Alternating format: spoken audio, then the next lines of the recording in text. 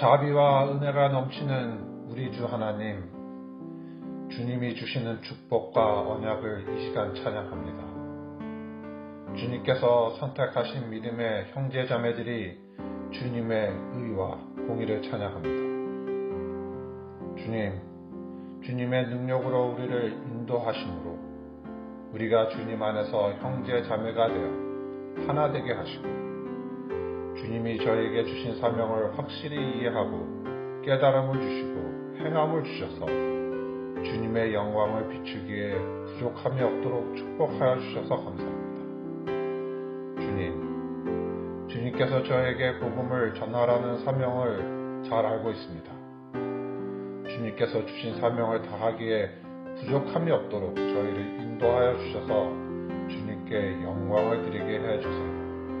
팬데믹으로 인하여 혼돈과 혼란의 시대에 있을 때 주님을 더욱 찾고 더욱 찬양하며 더욱 주님의 보혈을 간구하도록 하여 주시고, 특히 극심한 육적, 영적, 재정 등의 고통으로 주님의 은혜를 부르짖는 형제 자매들의 모든 고통을 들어주시고 그들에게 주님만이 주실 수 있는 평안함을 주심으로 주님을 더욱 찬양하게 하여 주세요. 권성근 목사님께서 말씀을 전하실 때에 저희의 모든 것을 비우고 눈과 귀와 마음을 열어 주님의 말씀을 듣게 하시고, 우리가 필요한 변화를 받고 주님의 사랑을 갈급하는 사람들에게 복음을 전하기에 부족함이 없도록 인도하여 주세요. 말씀을 전하시는 권성근 목사님에게 성령으로 말씀하게 하시고 듣는 저희도 성령의 임재로 부흥이 일어나게 해주세요. 이 모든 말씀 예수 그리스도의 이름으로 기도드립니다. 아멘.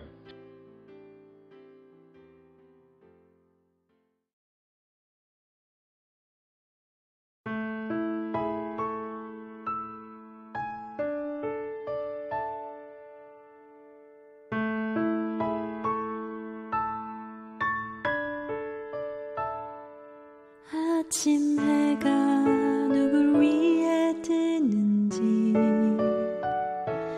부는 바람은 누굴 위해 부는지,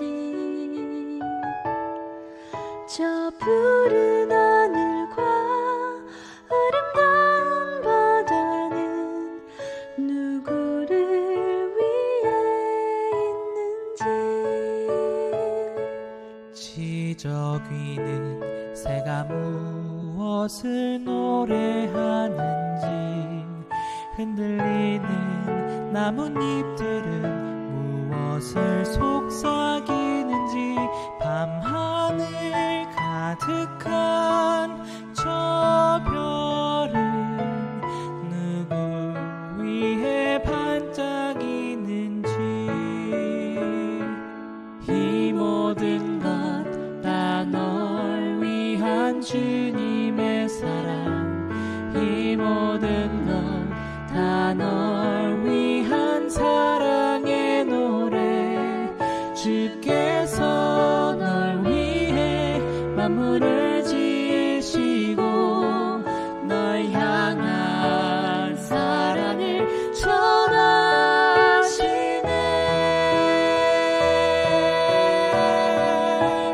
보이지 않는 주님의 사랑이 늘 너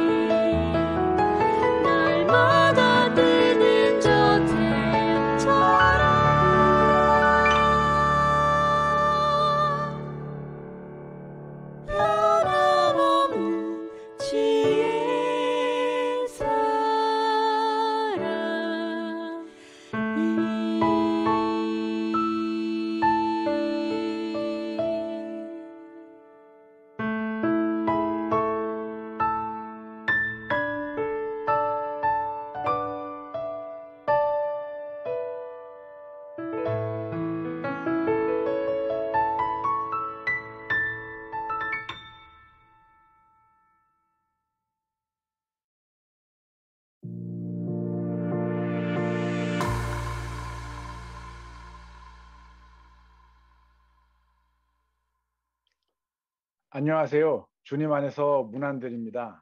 벌써 마지막 강의 시간이 되었습니다. Happy Sabbath. 즐거운 안식일입니다.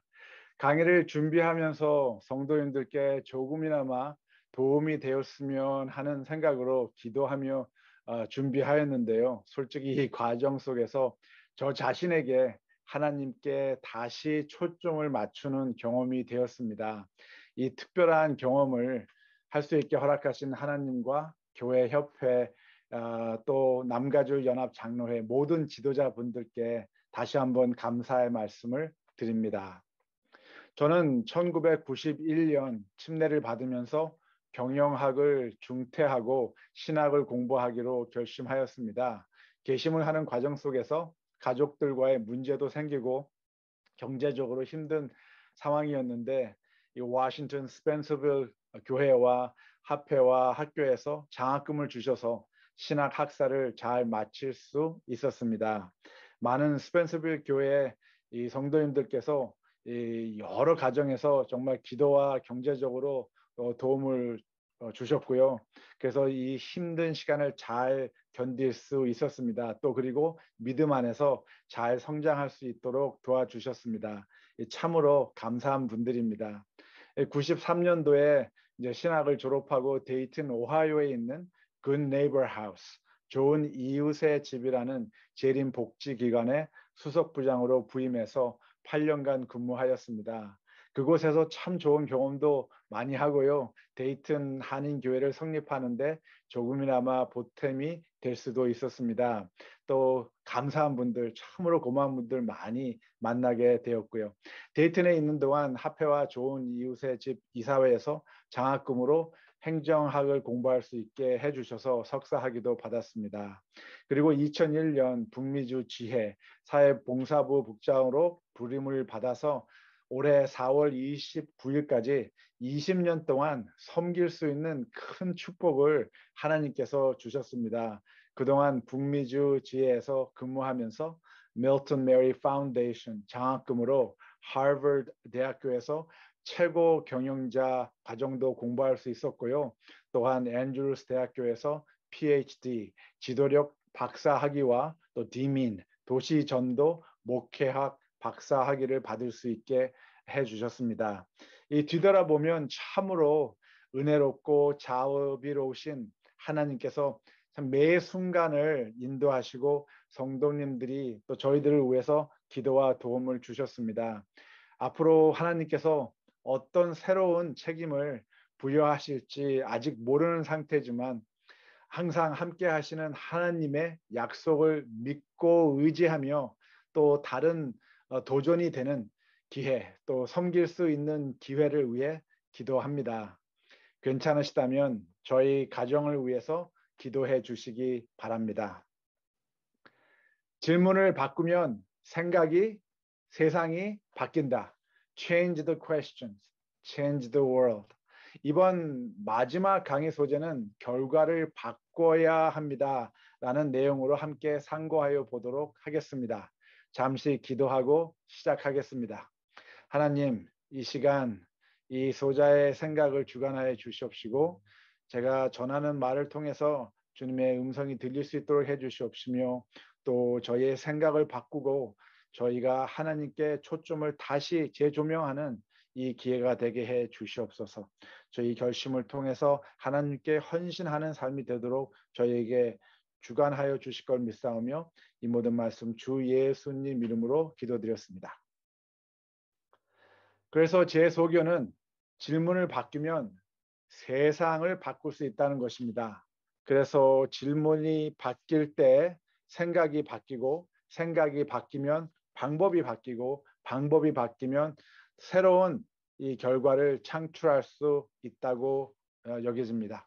그래서 하나님의 선교적 사명을 바로 이해하기 위해서 우리는 누가복음 4장의 소명과 마태복음 28장의 사명 그리고 이사야 58장의 명령 소명과 사명과 명령을 함께 이해성을 가져올 때 하나님의 선교에 대한 정말 폭넓고 또 깊이 있는 의미를 저희가 재조명할 수 있다고 말씀을 드렸습니다. 빌 하이볼 목사님은 이렇게 말씀하시는데요. 교회를 통한 예수님은 이 세상의 희망이시며 주님을 쫓아 섬기는 자들은 하나님 나라의 희망이다. 하나님은 우리를 섬김의 직분으로 부르셨습니다. 이것은 결코 타협될 수 없는 의미와 직무입니다. 우리는 겸손하게 사랑의 섬김을 통해서 우리 주 예수 그리스도를 따라야 합니다. 왜냐하면 예수님 자신이 겸손한 종이셨기 때문입니다. 인정과 사랑이 가득한 봉사와 섬김이 특징인 그리스도의 모델을 통해서 우리는 사람들을 영적으로 변화하도록 이끌 수 있게 되고 또 천국에서와 같이 지상에서도 하나님의 왕국을 위해서 세상을 변화시킬 수 있는 것입니다. 그런데 현실적으로 조금은 답답할 때가 간혹 있습니다. 그래서 조셉 맥키안 이 두 교수님들은 이렇게 말씀하시는데요. 오늘날 세상에 무신론이 존재하는 하나의 가장 큰 원인은 입술로는 예수를 인정하고 밖에 나가서는 자신의 생활 양식으로 그분을 부인하는 그리스도인들이다. 그것이 바로 믿지 않는 세상 사람들이 그리스도인들을 믿을 수 없다고 여기는 이유이다라고 말씀하십니다. 참 심각한 말씀이죠. 우리는 물질적 소유와 사회적 신분을 얻기 위하여 분투해서는 안 됩니다. 우리는 재정적 성공, 외적으로 이 아름다움 또는 직업적 성취만을 갈망해서는 안 되는 것입니다. 우리 모든 재림 교회의 그리스도인들은 하나님의 신실한 종이 되어서 그분의 사명을 담당해야 하는 것이죠. 우리는 모든 사람에게 다가가서 그들과 함께 나누고 돌보고 그들에게 하나님의 구속 사역에 대한 복음을 말과 행동으로 선포하여야 하는 것입니다. 그리하여서 사회가 우리를 이 땅에서 인식할 수 있고 실체적이고 가시적인 명백한 하나님의 왕국의 징표로 여기도록 해야 하는 것이죠. 바로 이것은 교회가 지역 사회 안에서 어떻게 하면 가장 좋은 교회가 되느냐 하는 문제가 아니고 어떻게 하면 지역 사회를 위해서 협업하는 가장 좋은 교회가 될 수 있을까 하는 문제이기 때문입니다.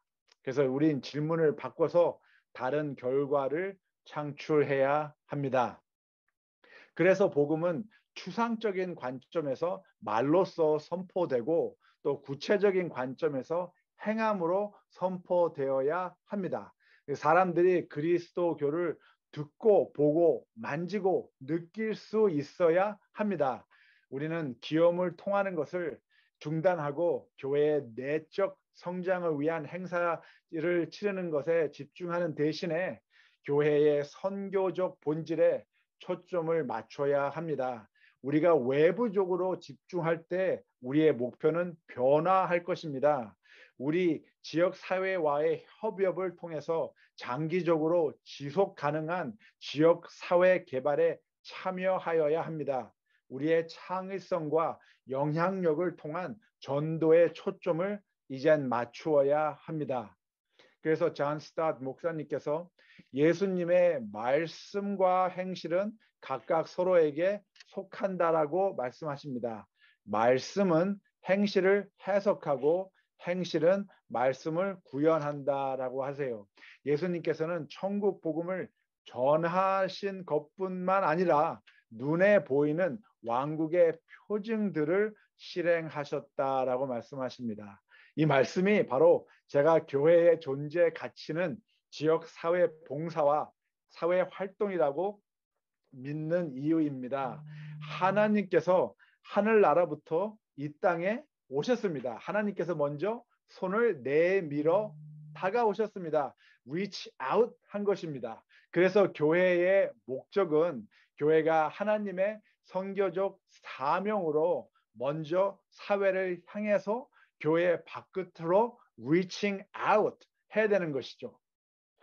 하나님의 영광을 위해서 우리의 가정으로, 이웃으로, 그리고 지역 사회로 우리가 먼저 나아가야 합니다. 그래서 우리는 이러한 선교적 운동을 통해서 우리와 함께 연합할 주님의 제자들을 양성할 수 있게 되는 것입니다.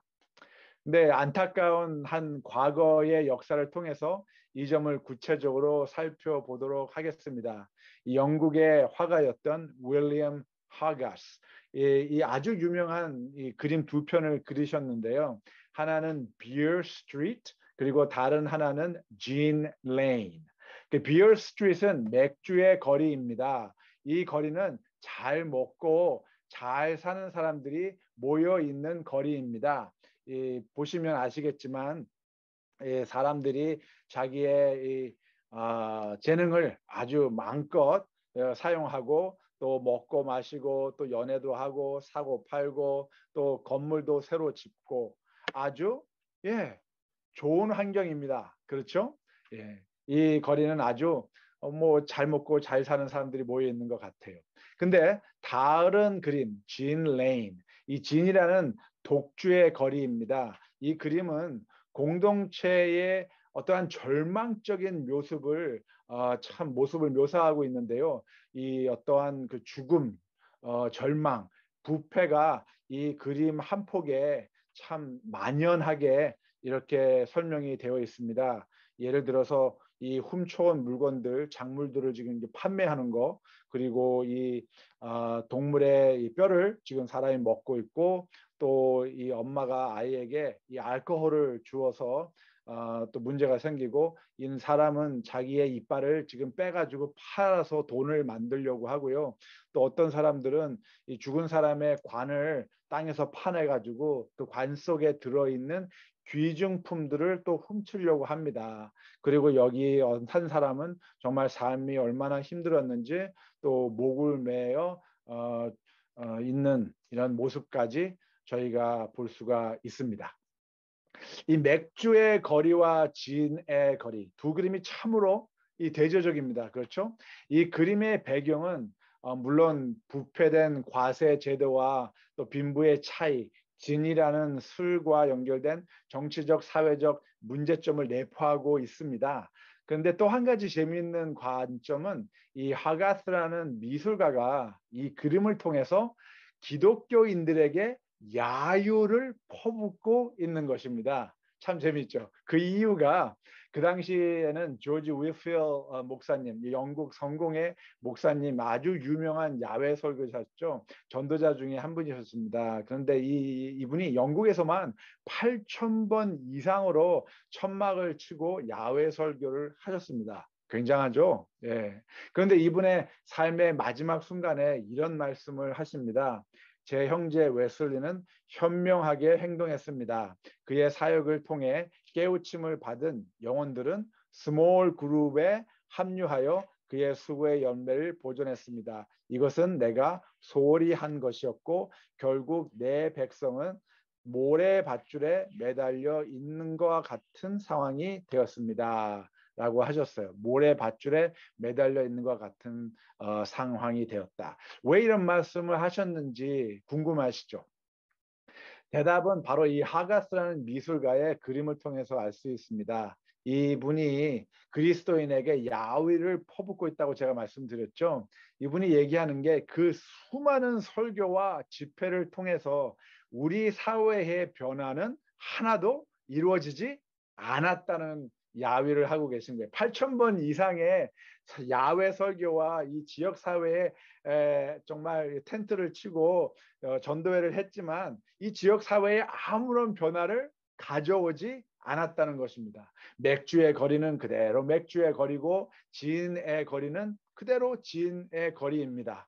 사람들의 삶을 변화시키지 않고 사회를 하나님 나라로 바꿔놓지 않은 채 8,000번 이상의 설교만 해서 무엇 하냐고 그리스도인들에게 이분이 야유를 퍼붓고 있는 것입니다.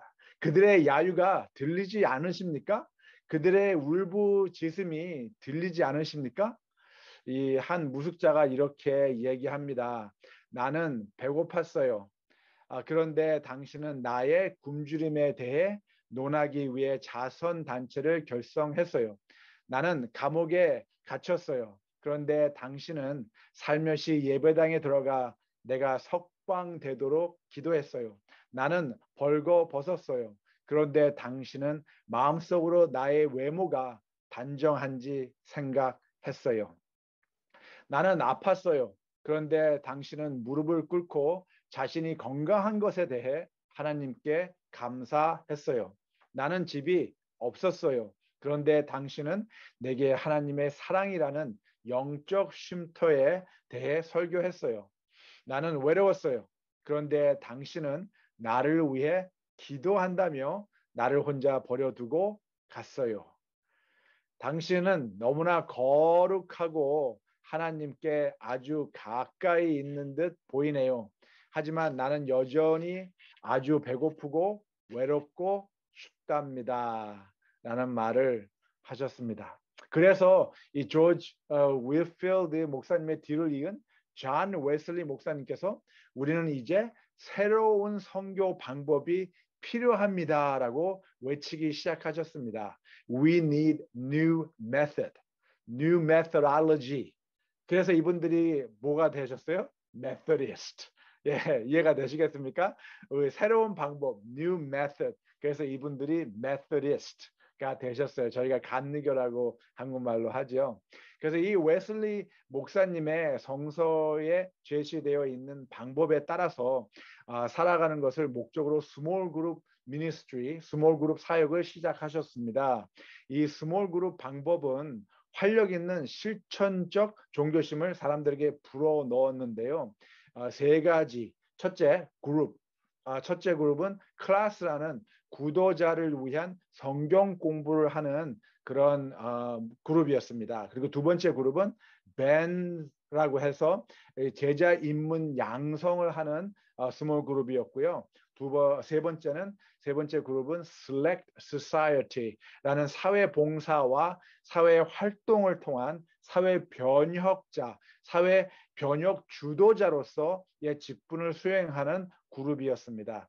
그 어떤 면에서 보면 저희 교회도 첫 번째와 두 번째 스몰 그룹은 잘 하고 있는 것 같아요. 그렇죠? 구도자를 위한 성경 공부하고 또 제자 양성을 위해서 스몰 그룹 합니다. 근데 이 세 번째 구제 이 사회 선택, 사회 봉사와 사회 활동을 통한 저희 사회 변혁자가 되는 이 과제는 좀 생소롭게 느껴질 수도 있으실 겁니다. 그래서 웨슬리 목사님은 이 세 가지 스몰 그룹 선교 방법에 따라 하나님 나라를 이 땅에 이루려고 하셨습니다. 존 웨슬리 목사님은 참 많은 사회 봉사와 사회 활동을 하셨는데요. 절대 빈곤, 기아 퇴치라든지 보편적 이 초등교육 달성, 또 양성 평등과 여성 능력 개발하는 거, 아동 사망률 감소하는 거, 말라리아 및 기타 질병 퇴치하는 거, 또 경제 개발 및 기업 창출하는 거, 직장을 이제 구해야 사람들이 살아갈 수 있으니까요. 환경의 변화와 지속적인 관리 및 향상 이런 거에 대해서 굉장히 많은 자산과 또 시간을 투자하셨습니다. 그래서 화이트 부인께서도 하나님의 놀라운 은총이라는 권면에 이렇게 말씀하시는데요.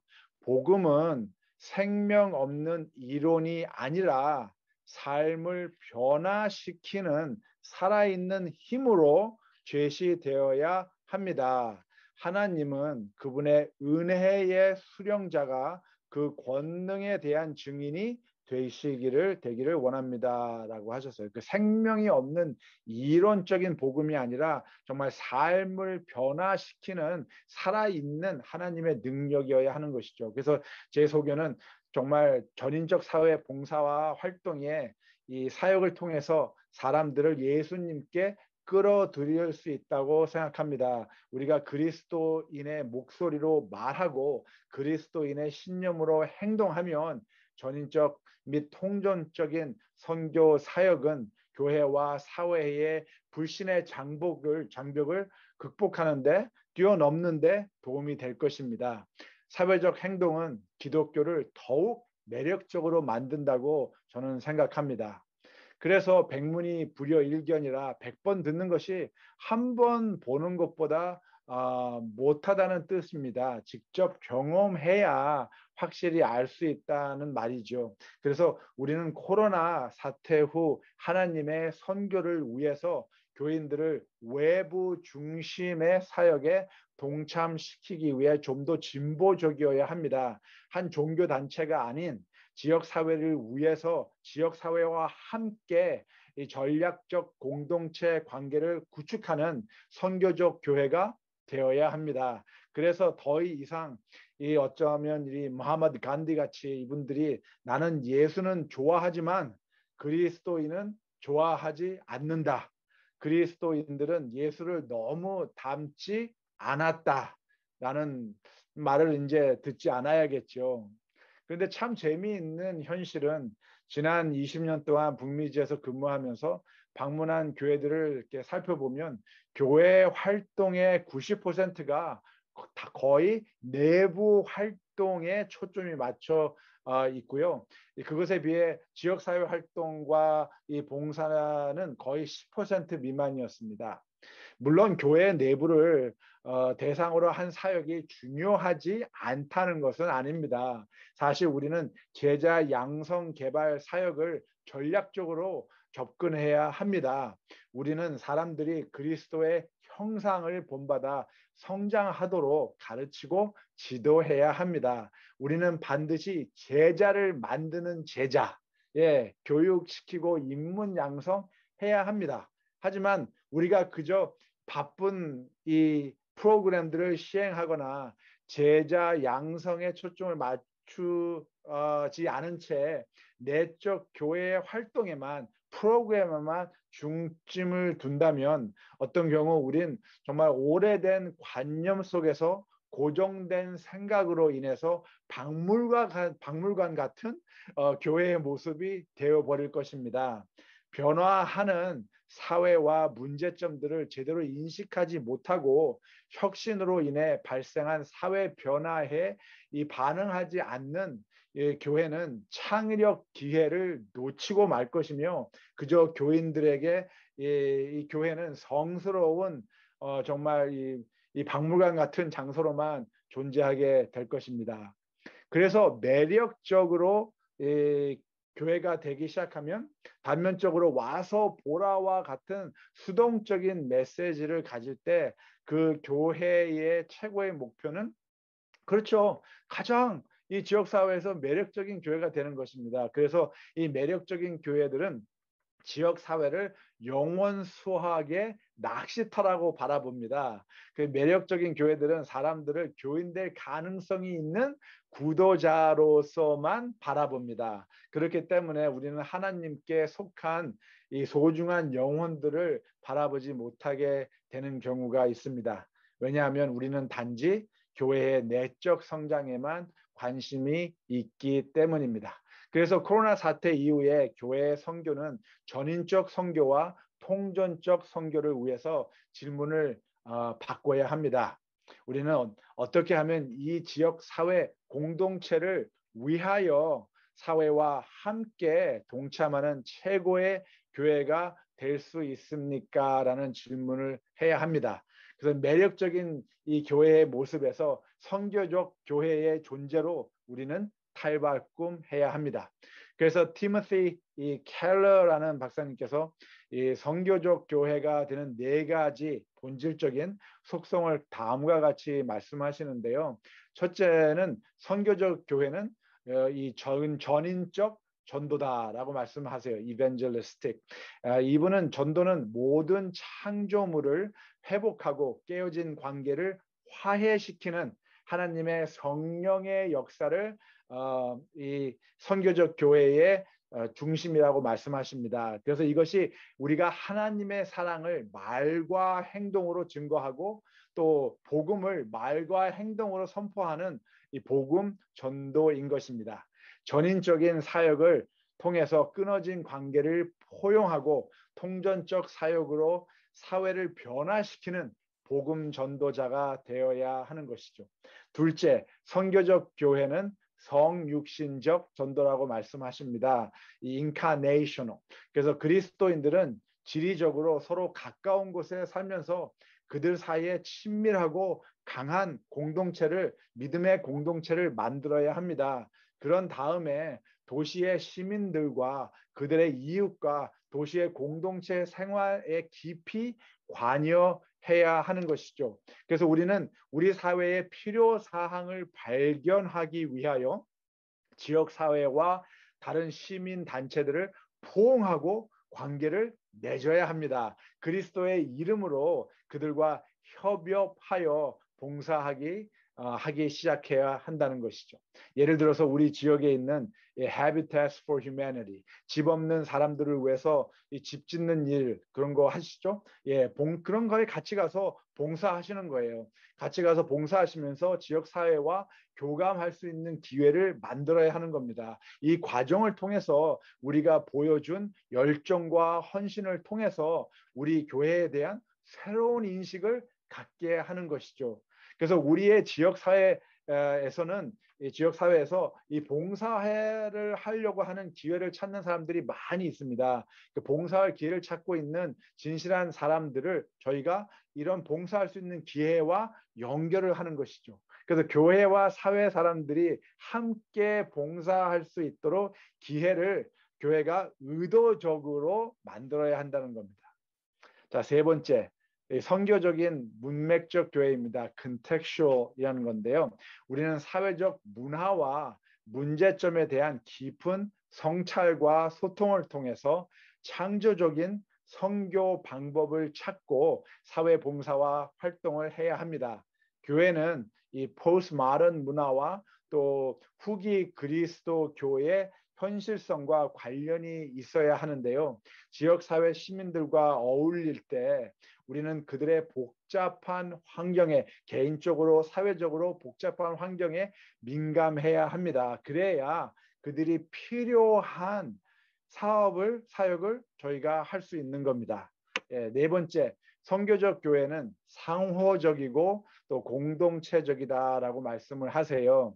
이 과제를 통해서 우리의 신학과 실천 분야를 신중하게 재구성할 필요가 요구된다고 생각됩니다. 선교적 교회는 하나님이 지역 사회에서 무엇을 하고 계시는지를 듣고 배우며 경청하면서 배우며 그런 다음에 지역 사회 봉사와 활동에 참여하는 겁니다. 교회의 각 교인들은 자신의 지역 사회에 겸손한 마음으로 참여하고 교류하며 그들의 지역 사회에 대해서 듣고 배우고 이웃을 알아가고 사회적인 도전들을 정확히 이해하며 그들의 영적인 그리고 전체적인 필요가 무엇인지를 저희가 파악하고 거기에 적절한 사역을 시작해야 된다는 것이죠. 그래서 이 네 가지의 선교적 교회의 운동을 통해서 우리의 모든 사회 봉사와 활동 사역의 효율성과 효과성을 분석하고 평가해야 합니다. 새로운 생각과 프로그램이 이 분석과 평가를 통해서 중요시 되어야 되고 또 창출되어야 합니다. 그저 행사 위주의 또 다른 행사를 하는 행사는 이제 방법을 바꿔서 다른 결과를 창출해야 합니다. 그래서 저는 모든 사회 봉사와 활동을 시작하고 이행한 후에 형성적이고 총괄적인 평가를 실시해야 한다고 생각됩니다. 형성평가라고 하는 것은 formative evaluation인데요. 이건 진행 중인 이 프로그램이나 프로젝트를 개선이 필요한지를 결정하기 위해서 검토하는 것을 중간 평가라고 생각하시면 됩니다. 그 형성 평가라고 하고요. 총괄적 평가라는 것은 summative evaluation. 프로그램이나 프로젝트 마지막에 실시를 하는 것인데 전반적 효과와 효율을 결정하는 것입니다. 이 평가를 통해서 이 사역을 어떻게 확장할 것인가를 의논하고 아니면 또 그만두어야 하는지 판단을 할 수 있게 도와주는 것입니다. 왜 이러한 방법이 교회에 필요하냐고 질문하실 수 있습니다. 좋은 질문입니다. 프로그램 평가와 성과 측정은 모두 성과 관리, 결정을 알리는 이 정보를 제공하는 방법인데요. 21세기 현 개념화 시대에서 굉장히 그 중요성이 더 부각되고 있습니다. 결과 중심 관리라고 불리는 성과 관리는, 성과 측정은 교회도 예외는 아니라는 것입니다. 이 관점과 가치관 때문에 지금 미국에서는 사회에 아무런 기여도 하지 않는, 도움이 되지 않는 종교기관들의 비영리 기관으로서의 세금 혜택을 중지하라는 목소리가 커지고 있습니다. 이 사회에 아무런 도움이 되지 않는데 왜 비영리 기관으로서 세금 혜택을 주느냐는 거예요. 이 종교기관들에게. 또한 교회가 위치한 이 지역에 거주하지 않고 있는, 살고 있지 않는 목사님들에게 목사관 세금 혜택을 왜 주어야 하느냐고 이 반문하면서 이 지역사회에 살고 있지 않는, 교회가 존재하는 지역사회에 살고 있지 않는 목사들에게 이 목사관 세금 혜택을 주지 말라는 지금 이 목소리가 점점 커지고 있습니다. 그래서 그저 똑같은 프로그램을 교회 행사 달력에 입력된 채로 해마다 계속하면 형성적 및 총괄적 평가를 하지 않는다면 어떻게 우리가 하고 있는 사역이 효율적인지 효과적인지 알 수 있겠습니까? 그래서 이런 분석과 평가에 대해 관심 없이 행사 위주의 교회 프로그램이 되면 우리는 이 정말 죄송한 표현입니다만 우물 안에 개구리가 될 것입니다. 그래서 교회는 장기적이며 지속 가능한 지역사회 개발 및 전략적 참여를 통한 전인적 또 통전적 사역의 효과성과 효율성을 측정하여야 합니다. 그런데 가끔씩 우리의 종말에 대한 신학적 개요가 이 진보적이지 못한 생각과 모습으로 존재합니다. 예를 들어서 영국에 있는, 런던에 있는 All Souls라는 모든 영혼들이라는 이 영국 국교회, 성공회 교회인데요. 이 런던의 심장부에 위치한 교회입니다. 이 교회는 영국의 BBC, 이 미국의 CNN과 같은 방송국 바로 옆에 위치해 있고요. 주변에 많은 공공기관과 영리 및 비영리 단체들이 모여 있는 곳입니다. 이 존 스타트 목사님이 이 교회에서 많은 사회봉사와 활동을 하셨습니다. 특히 세계 각 나라에서 이 런던으로 이주해서 살고 있는 이민자들과 또 난민들을 위해서 영어를 가르치고 검정고시를 통해서 고등학교 졸업장을 받을 수 있게 하고 또 여러 가지 학업 과정도 만들고 빈민들을 위해서 개인 이 개발과 사회 변화에 정말 많은 헌신을 하셨습니다. 이 일을 위해서 근처에 있는 회사와 기관들이 경제적으로 후원하였고요. 또 직접적으로 많은 지역 시민들이 참여를 하였습니다. 이 많은 사역 중에 제가 가장 관심을 갖는 것은 이 교회가 매주 화요일과 목요일 점심시간 때 교회 주변에 있는 직장인들과 시민들을 위해서 화요일과 목요일 성경 공부를 한 일입니다. 또한 교회에서 맛있는 샌드위치를 저렴한 가격에 판매를 했고요. 또 이 순이익금 모두 다 난민과 빈민들을 돕는 사역에 다시 재투자되었습니다. 그러니 참석하는 사람들에게 일석사조의 전인적 사역에 효과를 가져오는 일이었습니다. 싼 가격으로 맛있는 점심을 먹을 수 있어서 육체적인 만족, 그렇죠? 그리고 점심값으로 또 난민과 빈민들을 도울 수 있어서 사회적인 만족, 그리고 일주일에 2번씩 직장 동료들과 주민들과 만나서 교류할 수 있어서 정서적 만족, 그리고 30분씩 성경 공부를 통해서 주님께 초점을 맞추는 삶을 살 수 있어서 영적인 관점. 참 멋있지 않습니까? 이 네 가지를 다 이 일을 통해서 하고 계셨어요. 그리고 제가 몇 년 전에 방문했을 때 이 교회 내부의 모습입니다. 그리고 벽에 이렇게 있는 그 TV 화면에는 다음 성경 공부 과제와 성경 구절이 적혀 있었습니다.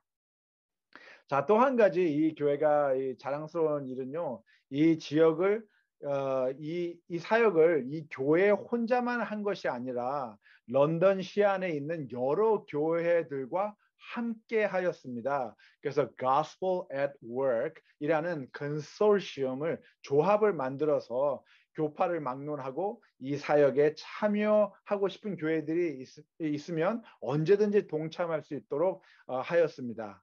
근데 안타까운 일은 이 제가 영국에 있는 재림교회 목회자 연수회에 참석을 이제 하러 가서 보니까 이 런던시에 2개의 재림교회가 있는 것을 알게 됐습니다. 그런데 우리 교회는 이 협업 관계, Gospel at Work 이 조합에 참여하지 않고 있었어요.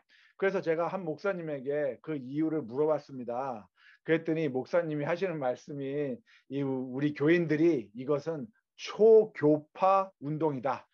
교회 연합 운동이다. 그래서 참여하기를 거부하고 또 당신네 교회들은 이 사역에 동참하지 않는다고 하시는 거였어요. 전 이 대답을 들으면서 물론 그 교인들을 이해하려고 노력했지만 참 답답한 마음을 억제할 수가 없었습니다.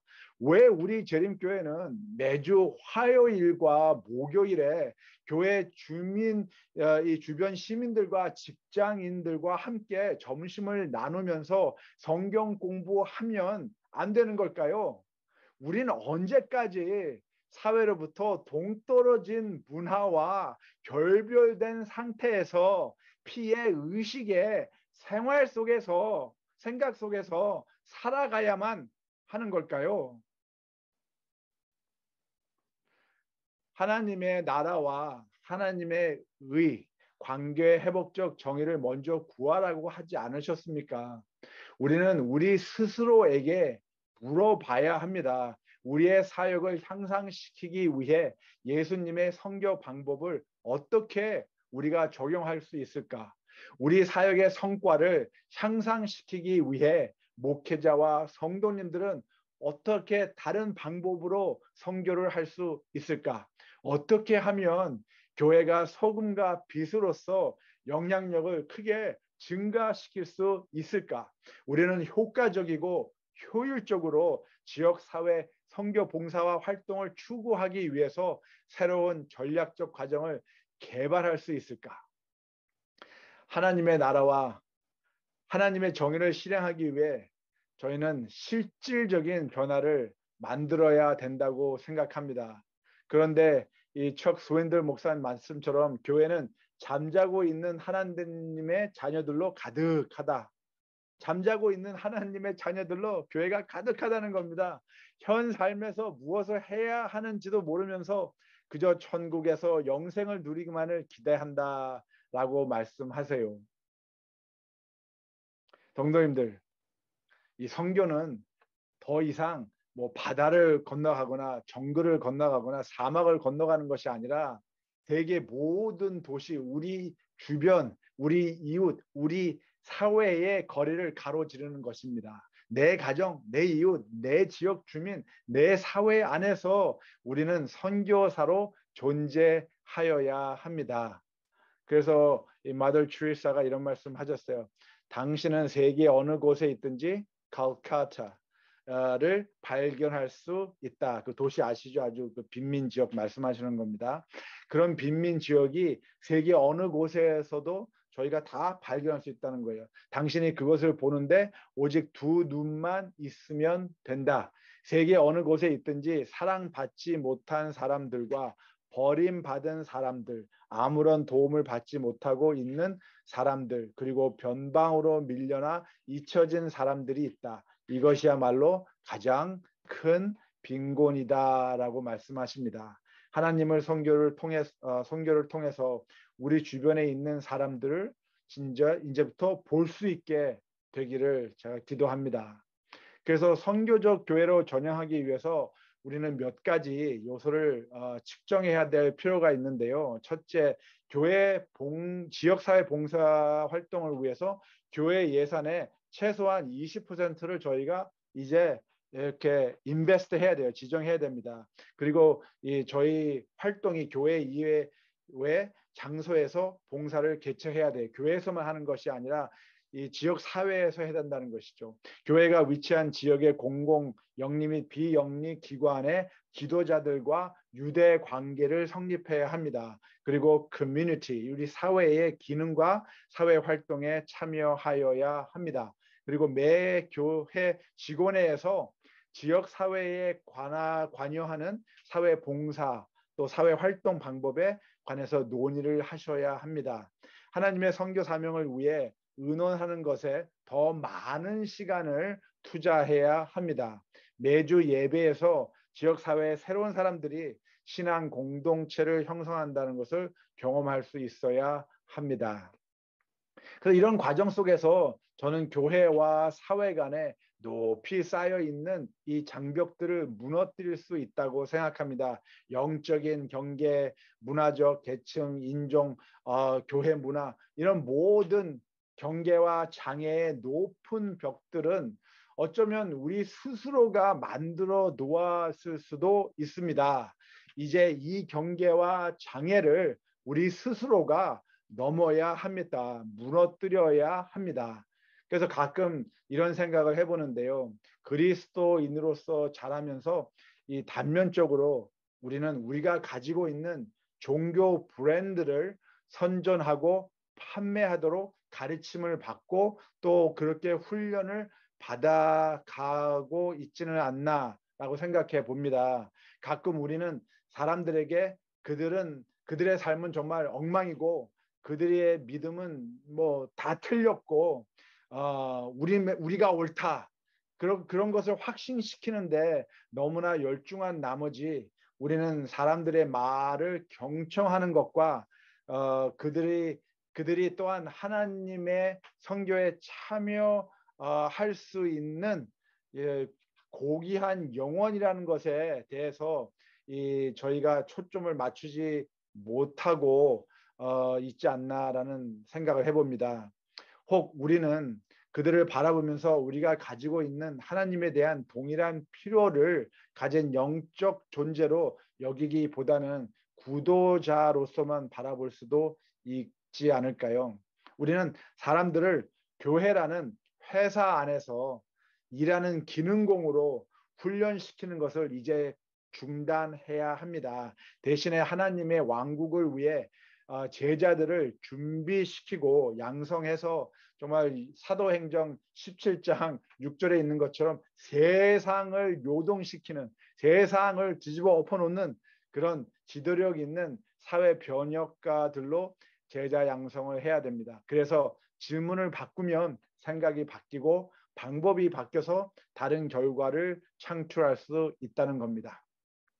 자, 지역사회 봉사와 사회활동에 대한 개념을 바꾸려면 우리는 이 봉사학습, Service Learning이라는 학습 방법과 전략을 우리 사역에 도입을 해야 합니다. 봉사학습은 우리 각 개인의 삶 속에서 그리스도의 선교에 참여함으로써 우리의 삶이 변화되는 성령님의 능력을 경험하는 과정입니다. 봉사학습은 하나의 학습 전략인데요.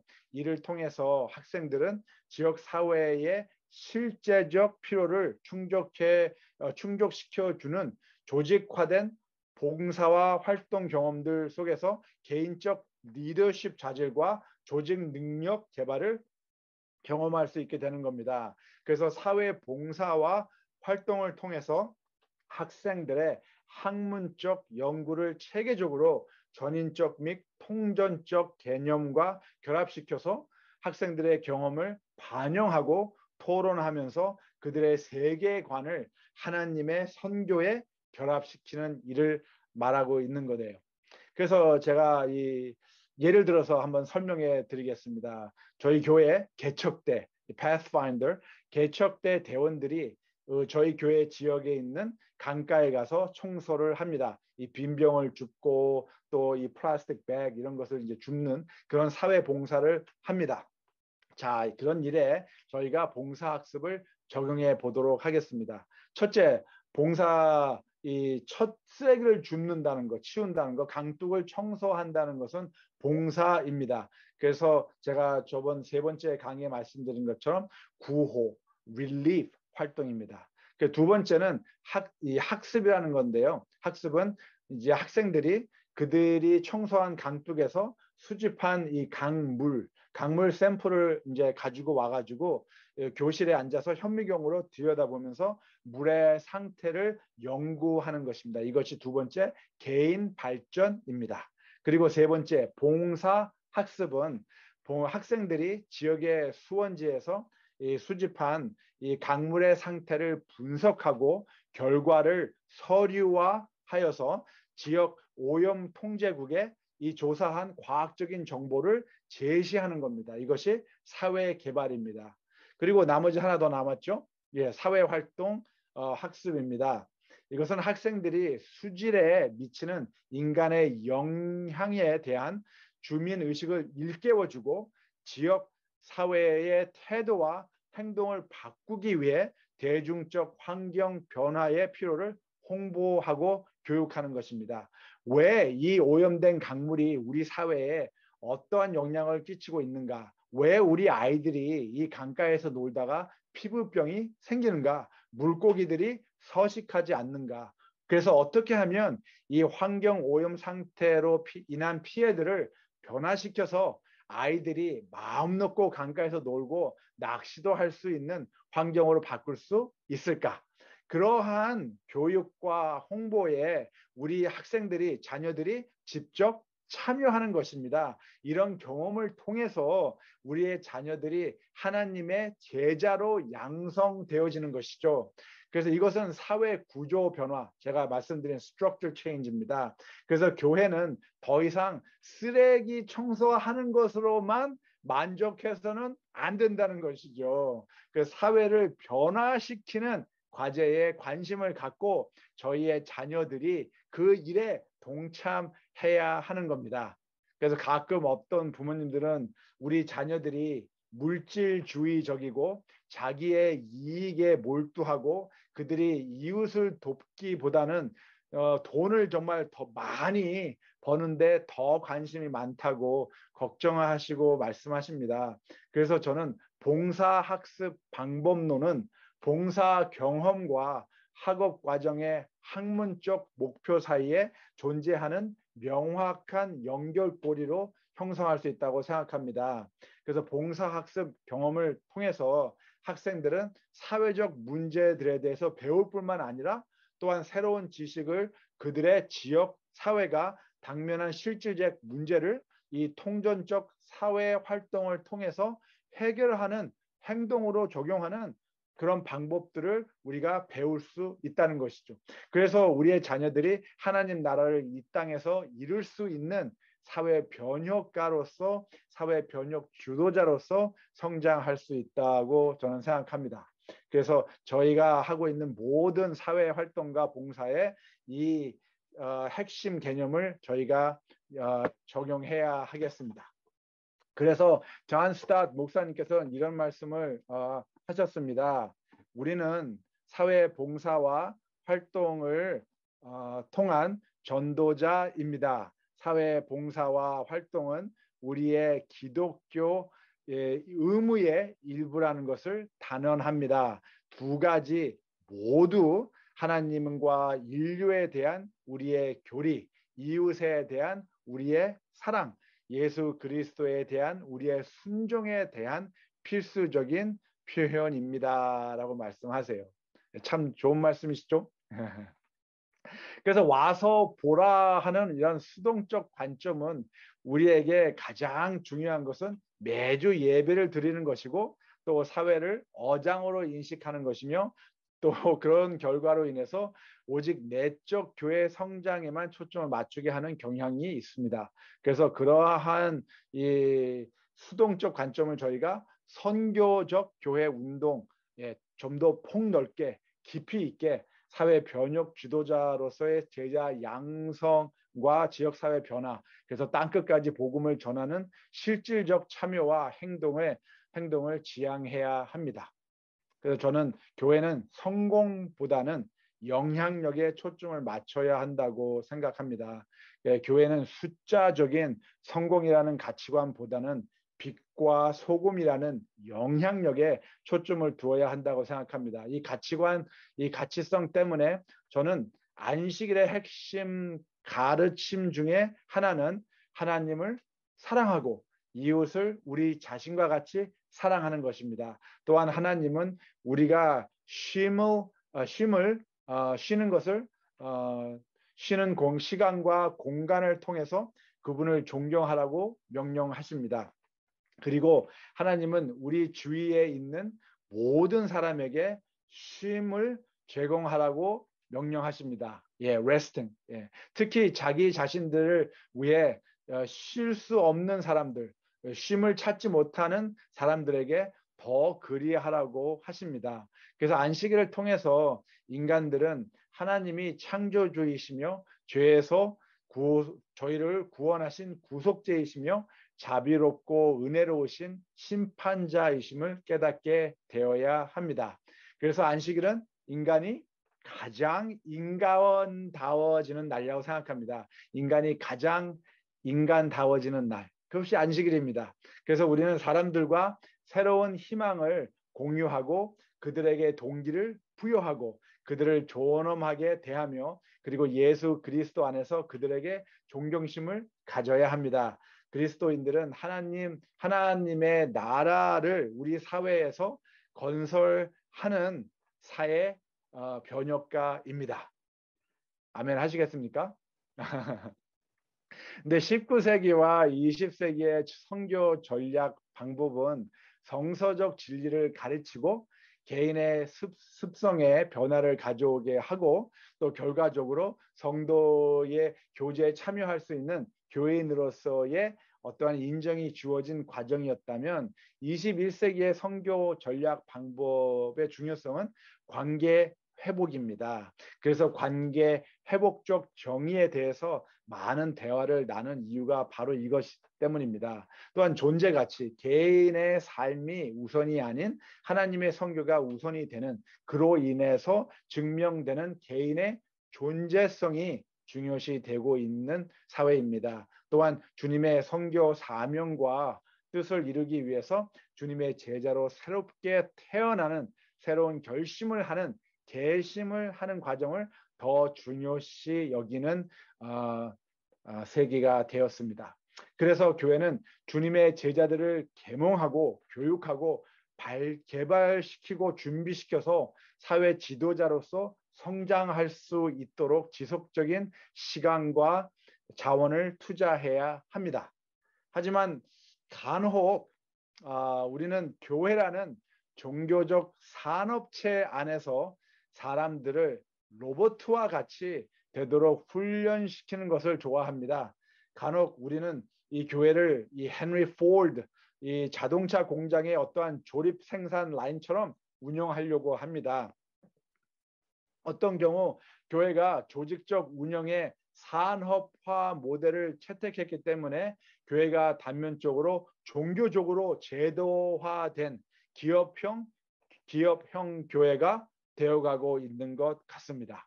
그래서 코로나 사태 이후에 선교는 각 교인과 교회가 새로운 존재 가치를 창출해야 한다고 생각합니다. 새로운 선택은 새로운 행동으로 우리의 사역을 바꿀 것입니다. 새로운 행동은 새로운 실천으로 우리를 도약하게 할 것입니다. 그리고 이 새로운 실천은 새로운 습관과 성품, 인성을 형성할 것입니다. 결과적으로 이렇게 변화된 교인의 인성은 새로운 교회에 충실한 존재 가치를 또 창출할 것입니다.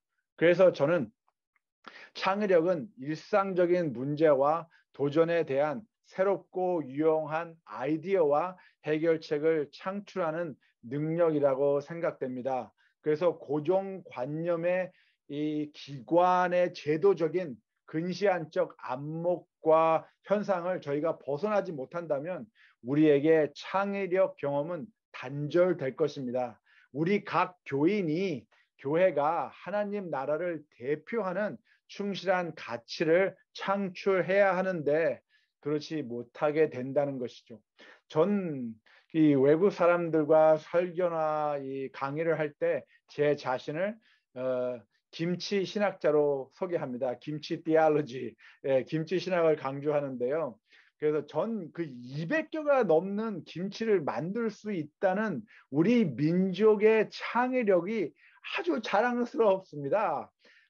이 정말 미국의 켄터키주와 비슷한 이 면적의 작은 나라가 세계 수출국 5위를 차지하고 있습니다. 그 이유가 한국인의 창의력과 창출 능력 때문입니다. 자랑스럽지 않으십니까? 이런 우수 민족인 저희가 더군다나 하나님께서 특별히 선택하신 재림 교회가 창의력과 창출 능력이 교회의 고정관념으로 인해서 단절된다면 말이 되겠습니까? 그래서 화이트님께서 이렇게 말씀하십니다. 고귀한 소명에 대한 그들의 전체적인 체험은 그들이 있는 그대로의 상태로 머무르는데 만족했기 때문에 값싼 것이 되었다. 고귀한 소명에 대한 그들의 전체적인 체험은 그들이 있는 그대로의 상태에 머무르는데 만족했기 때문에 값싼 것이 되었다. 예수님을 믿는 그리스도인으로서 우리는 종종 진리를 가지고 있으면서도 우리가 소유한 진리를 나눌 수 있는 권리를 과연 획득했는가 하고 반문해 봅니다. 혹은 우리 주변의 지역사회에 신뢰를 얻었는지에 대해서 깊이 생각해 봅니다. 사람들은 복음을 들어야 할 뿐만이 아니라 그의 제자들의 삶을 통해서 나타나는 예수님을 볼 수 있어야 합니다. 천국에서 이 세상에서 하나님께서 내려오셨던 것처럼 천국에서 이 세상으로 하나님께서 내려오셨던 것처럼 우리 역시 세상으로 나아가야 합니다. 그들이 있는 곳에 사람들이 있는 곳에 우리의 손길을 그들에게 내밀어야만 합니다. 우리의 가정과 이웃과 사회와 직장과 학교 및 모든 삶 속에서 우리는 하나님 선교의 도구로서 사용되어야 합니다. 그것이 바로 우리가 선교사 소명을 부여받은 이유이기 때문입니다. 하나님의 선교, 바로 우리가 존재하는 이유입니다. 그래서 아스 제네스가 이렇게 소명에 대해서 정의를 하셨는데요. 소명이란 하나님이 우리를 그분께로 부르셨기에 우리의 존재 전체, 우리의 행위 전체, 우리의 소유 전체가 특별한 헌신과 역동성으로 그분의 소원에 응답하여 그분을 섬기는데 투자된다는 진리이다라고 말씀하세요. 하나님께서 우리를 그분께로 부르셨다는 겁니다. 그리고 우리는 그 부르심에 우리의 존재, 전체, 행위, 가치, 전체, 소유, 가치 모든 것을 통해서 하나님의 부르심에 이제 응답하는 겁니다. respond 하는 겁니다. 그래서 저는 그리스도인들이 이 소명을 재발견하는 것이 그리스도인의 삶에서 가장 중요한 일 중에 하나라고 생각됩니다. 이 소명은 학문적으로나 이론적으로 물론 깨달아야 하지만 더욱 나의 삶을 통해서 하나님과 함께하는 삶의 체험을 통해서 정련되어야 합니다. refining 되어야 합니다. 교회가 이 소명으로 사회에서 존재한다면 그런 교회는 반드시 부산물로 내적 성장이 있을 것입니다. 그래서 교회 건물 자체는 지역 사회에서의 이 존재 가치가 아닙니다. 각 교인들, 그들의 지역 사회에서의 참여가 진정한 존재 가치를 증명해 줄 것입니다. 그래서 화이트님께서 교회가 자신의 거룩한 소명감을 깨닫게 될 때 성령께서 하나님의 백성의 의무를 가르쳐 주시도록 많은 열렬하고 힘 있는 기도들이 하늘에 상달될 것이라고 말씀하십니다. 그래서 코로나 사태를 겪으면서 많은 사람들이 급격한 변화와 불확실한 미래, 복잡한 환경과 불명료한 삶을 통해서 참으로 많이들 힘들어하고 불안해하고 있습니다. 그런 힘든 시기에 우리는 더욱더 하나님의 선교에 초점을 맞춰야 합니다. 각 교인이 개인적으로 또는 믿음의 공동체적으로 교회가 더욱 복음을 선포하고 사랑을 실행하고 관계 회복적 정의에 열렬과 힘있게 참여해야 하는 겁니다. 그래서 사람들을 하나님과 연결시켜야 합니다. 전도와 예배를 통해서 사람들을 서로 연결해야 합니다. 사회 공동체와 제자 양성을 통해서 사회와 교회를 연결해야 합니다. 긍휼과 관계 회복적 정의를 통해서 사람들을 교회와 연결해야 합니다. 신앙과 삶을 통합을 통해서 말입니다. 아멘 하시겠습니까? 릭 러서 목사님은 이런 말씀 하시는데요. 이 은혜를 발견하라. 우리가 바라는 것은 사람들이 은혜, 곧 그리스도와 하나님의 은혜의 선물을 십자가를 통해 발견할 때 영원한 변화가 일어나는 것이다. 그리고 두 번째, 은혜 안에서 성장하라. 우리는 또한 그들이 은혜를 이해하고 은혜 안에서 성장하도록 도움을 주기 바란다. 그리스도를 아는 결과로 그들에게 삶의 변화가 있기를 바란다. 그리고 세 번째, 은혜 충만하게 살아라. 우리는 그들이 은혜의 생활을 살기를 원하며 봉사하는 방법을 찾고 그들이 사는 방식에서 은혜를 나타내기를 원한다. 우리는 세상에서 그들에게 속한 부분을 변화시킬 수 있도록 돕고 싶다. 그래서 은혜를 발견하고 은혜 안에서 성장하고 그리고 은혜에 충만하게 살아야 한다고 목사님께서 말씀하십니다. 사회와 협업하는 과정 속에서 우리가 선교사로서 그들과 함께 활동하면서 예수 그리스도의 은혜를 발견하고 은혜 안에서 같이 성장하고 은혜 충만하게 살아가야 한다면 할 수 있다면 얼마나 좋은 세상이 되겠습니까? 그렇죠? 그래서 베드로 전서는 에서 이렇게 얘기합니다. 오직 너희는 택하신 족속이요 왕 같은 제사장들이요 거룩한 나라요 그의 소유된 백성이니 이는 너희를 어두운 데서 불러내어 그의 기이한 빛에 들어가게 하신 자의 아름다운 도를 선전하게 하려 하심이라 하셨습니다. 우리는 하나님께 속하며 하나님께로부터 창조되었고 부름을 받았고 구원을 받고 권한을 받아 하나님을 섬기는 그분의 백성으로 존재하는 것입니다. 그것이 바로 저희의 존재성입니다. 우리의 존재성은 바로 하나님입니다. 우리가 하나님으로부터 존재하기 때문입니다. 그래서 하나님께서 너희가 나를 택한 것이 아니요 내가 너희를 택하여 세웠나니 라고 하십니다. 왜 선택되었습니까? 서로 사랑하라고요. 하나님을 사랑하고 하나님의 자녀들, 나의 이웃을 사랑하라고 선택받았습니다. 그래서 복음은 추상적인 관점에서 말로써 선포되어져야 되고 또 구체적인 관점에서 행함으로 같이 선포되어야 합니다.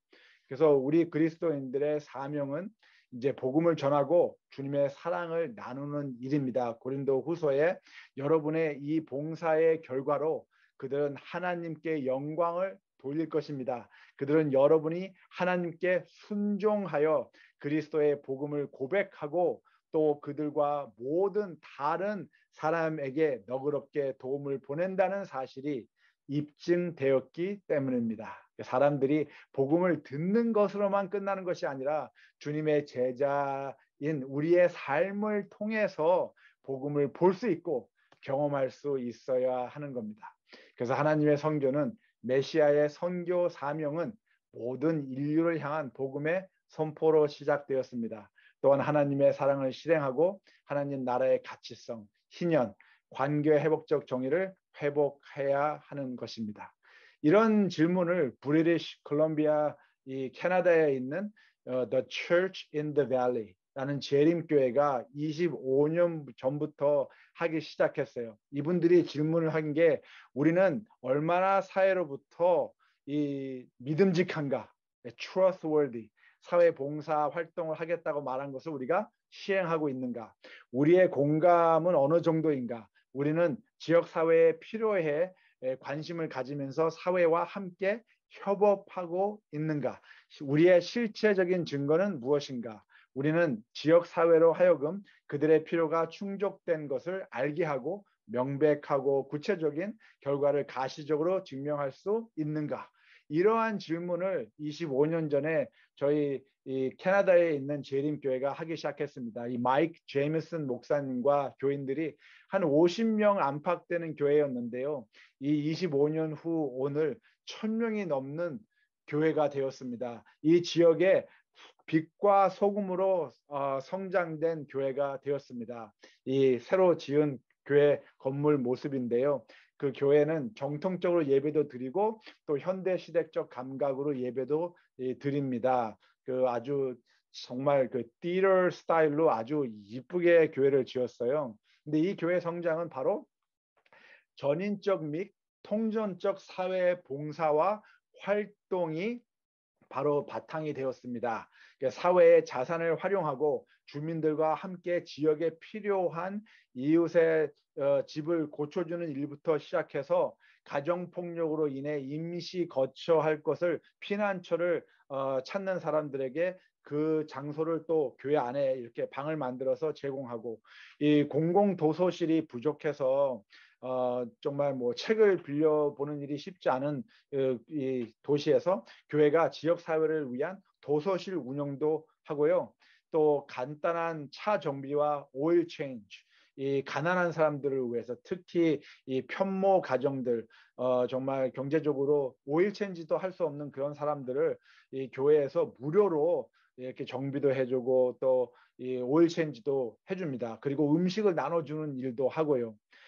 이렇게 여러 가지 일을 하다가 보니까 이 지역에 있는 어떠한 헬스 클럽 주인이 당신의 그 헬스 클럽 운동 기구를 이제 바꿔야 하는데 옛 그 운동 기구들 그것을 파는 것보다 자기가 교회에 기부하겠다고 하는 거예요. 그래서 교회 주민들 사람들이 이 교회에 와서 또 운동을 할 수 있는 기회가 생겼습니다. 제가 그때 보니까 정말 뭐 새거나 다름없는 좋은 그 기구였는데 이 기구를 다 기부를 하셨어요.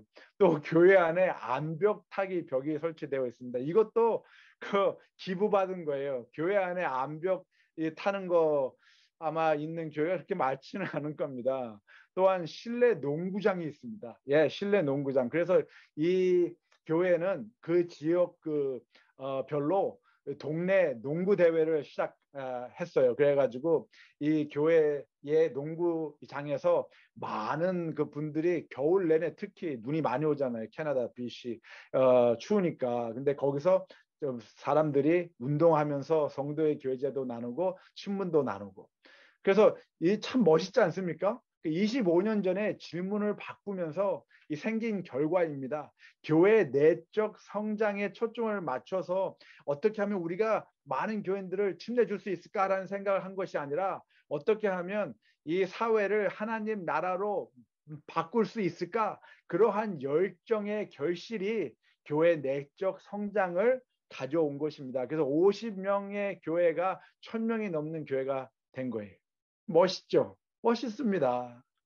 그래서 전 이 존 밀턴 목사님이 이런 말씀을 하시는데요. 모든 배움의 끝은 하나님을 더욱 사랑하고 닮아가기 원합니다. 바로 그러한 모습이 된다면 저희의 교회는 성장할 수밖에 없습니다.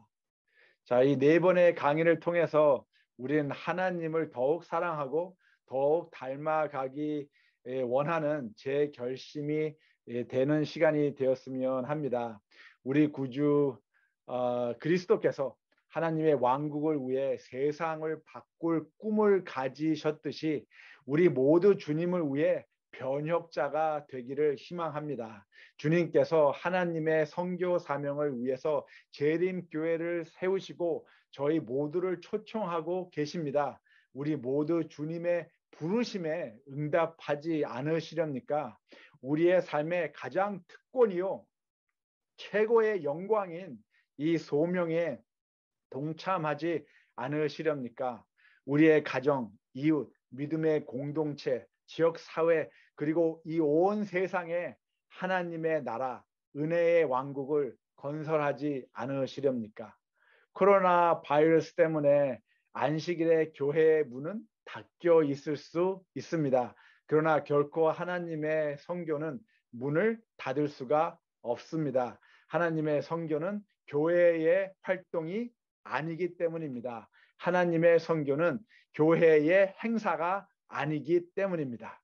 그래서 질문을 바꾸면 생각이 바뀌고, 생각이 바뀌면 방법이 바뀌고, 방법이 바뀌면 결과를 바꿀 수 있습니다. 새로운 결과를 창출할 수 있습니다. 하늘에 계신 아버지, 미움이 있는 곳에 사랑을 줄 수 있기를 저희를 준비시켜 주시옵소서. 상처가 있는 곳에 용서를, 의심이 있는 곳에 믿음을, 절망이 있는 곳에 소망을, 슬픔이 있는 곳에 기쁨을, 어두움이 있는 곳에 빛을 줄 수 있기를 준비해 주시옵소서. 우리가 위로받기를 기도하지 아니하고 위로하기를 기도할 수 있게 해 주시옵소서. 이해받기보다는 남을 이해하도록 해 주시고, 사랑받기보다는 사랑하기를, 왜냐하면 주면서 우리가 받으며 용서하며 우리가 용서받기 때문입니다. 주님, 저희가 매일 주님 안에서 다시 태어나는 경험해 주시옵시고, 이 어려운 시기를 잘 극복할 수 있도록 주님, 저희가 오직 주님의 약속에 의지하게 해 주시옵소서. 이 모든 강의를 마치면서 저희가 주님을 더욱 닮아가고 주님을 더욱 사랑하는 마음 갖게 해 주시옵시고, 저희가 주님의 나라를 우리 가정과 사회와 이웃에서 이루는 변혁자가, 주님의 진정한 제자가 될 수 있도록 주님 저희를 지켜주시옵소서. 주님 함께 해주시고, 저희 이 강의에 참석하신 모든 우리 교인들 지켜주시옵시고 인도해 주시옵소서. 이 모든 말씀 주 예수님 이름으로 기도드렸습니다.